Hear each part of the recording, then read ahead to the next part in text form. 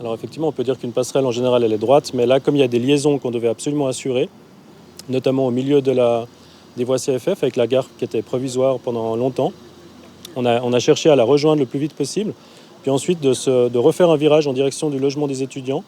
Donc ça c'était déjà le premier point de départ.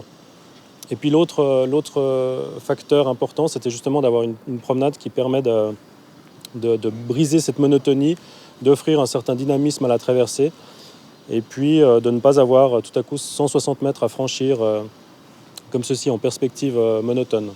On savait que c'était un quartier qui était en mutation, mais on a voulu quand même assurer les vues à l'horizontale le plus possible, notamment quand on sort des liaisons, pour avoir une perspective sur le paysage de la ville. Donc on a une portée centrale sur le quai intermédiaire qui justement dessert les trains Genève-Lausanne. On en a un autre côté lac. Et puis le troisième appui est un appui qui se trouve dans le socle de la Maison de la Paix.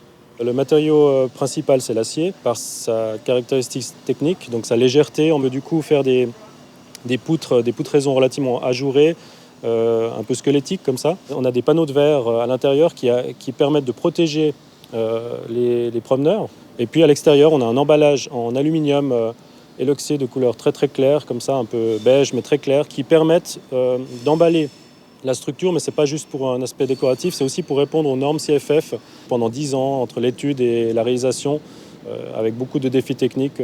C'est un ouvrage qui m'a certainement fait grandir. Oui.